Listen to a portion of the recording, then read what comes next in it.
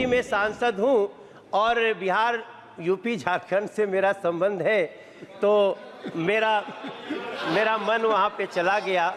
मैं तो आपके लिए भी कहूंगा मेरे साथी, लेकिन आप लोग अपने अपने लोगों के लिए कहिएगा। इस देश के लोगों को बहुत खुशी है कि नरेंद्र मोदी सरकार लगातार स्वास्थ्य के बजट में वृद्धि कर रही है। इस बार भी कई लोगों की बातचीत में आया है कि जो स्वास्थ्य का बजट पिछली बार 80,517 करोड़ था, अब वो 90,958 करोड़ का बजट है।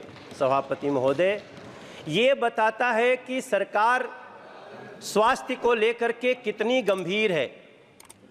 और उसमें भी एक समय था जब इसी सरकार में हमने देखा था कि स्टंट जो लाखों रुपए का होता था, और उस स्टंट को नरेंद्र मोदी जैसे प्रधानमंत्री ने, जो गरीब घर से आते हैं, गरीबों के दिल की बात समझते हैं, और इस देश में स्टंट उसकी कीमत मात्र 26,000 कर दी गई थी, जिसके कारण आज गरीब से गरीब घरों में भी लोग इस हृदय के समस्याओं को दूर करने के लिए अब सक्षम हो रहे हैं।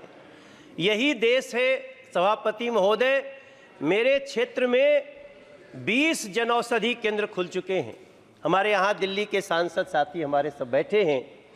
दिल्ली में जनौषधि केंद्र के खुलने से जो दवाई 600 रुपये में एक पत्ता मिलती थी, वही दवाई लगभग 60 रुपये में मिल जाती है, मात्र 60 रुपये में। और इस बजट में वैसे तो बहुत सारी बातें हैं, लेकिन एक ऐसा प्रावधान किया गया है जिसने खुशी के आंसू लाए हैं उन लोगों के मन में, उनके आंखों में, जो लोग कैंसर से पीड़ित होते थे या उनके परिवार के लोग कैंसर से पीड़ित होते थे।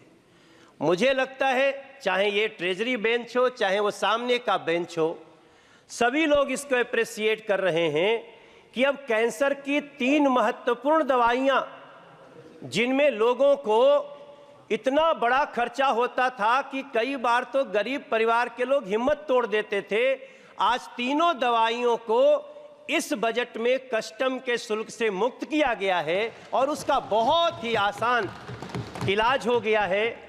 मैं अपनी बात को बहुत लंबा नहीं करूंगा सभापति महोदय। मैं एम्स का गवर्निंग बॉडी का मेंबर हूं और मैं पिछले 4 साल से उसके साथ काम कर रहा हूं। मुझे लगातार लोगों के जो कॉल्स आते हैं, लोग जैसे परेशान होकर आते हैं, तो मैं 2 सुझाव देना चाहता हूं इस बजट के मार्फत।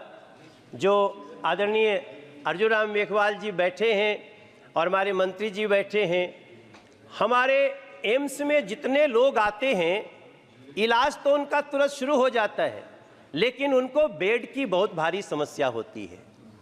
इसके तहत जो लोग उनको लेके आते हैं, जिसका इलाज शुरू हो गया, वो सड़कों पे सोते हैं सभापति महोदय। उनके परिजन जो रहते हैं वो इतने बुरे स्थिति में होते हैं कि इलाज तो जिसका हो रहा है, बाकी जो जीवन होता है वो बड़ा दयनीय होता है। मेरी प्रार्थना है, दिल्ली में हम सब कोशिश करेंगे कि हम डीडीए के मार्फत जगह दिलाएं बिहार के लिए, क्योंकि बिहार के सबसे ज़्यादा मरीज आते हैं सभापति महोदय। बिहार झारखंड के लिए एक ऐसा भवन बने जहां जो उनके मरीज आए या लोग आए तो पहले वहीं उनके संबंधित डॉक्टर देख लें किस स्थिति में आए हैं, कहां भेजना है।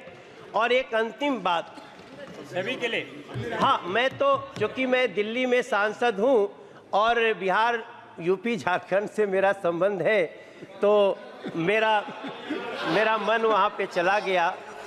तो हाँ, नहीं, बिल्कुल, मैं तो आपके लिए भी कहूँगा मेरे साथी, लेकिन आप लोग अपने अपने लोगों के लिए कहिएगा। आप चेयर को एड्रेस करें। जी सभापति महोदय, इधर मत देखिए। तो हम जमीन दिलवाने में भी मदद करेंगे सिर्फ, और मुझे जो मैं अंदर कमेटी में बैठता हूँ, एम्स इसको करने में बहुत उत्सुक होगा, ये हमारा विश्वास है। और अंत में एक विषय, हमारे यहाँ एक university college of medical sciences है, उसको अचानक से दिल्ली सरकार ने अपने अंडर में लेने का प्रोसेस शुरू किया है। मैं प्रार्थना करता हूं, ये दिल्ली की जो सरकार है, आम आदमी पार्टी की गवर्नमेंट, उसके पास न स्कूल संभल रहे हैं, न अस्पताल संभल रहे हैं। मैं प्रार्थना करता हूं चेयर के थ्रू मंत्री जी से कि हमारे university college of medical sciences को, UCMS को दिल्ली सरकार में न जाने दिया जाए, कृपया जहां है वहीं रहने दिया जाए ताकि बच्चों की जिंदगी बन सके। मैं इस चर्चा में भाग लिया। बहुत बहुत धन्यवाद। धन्यवाद।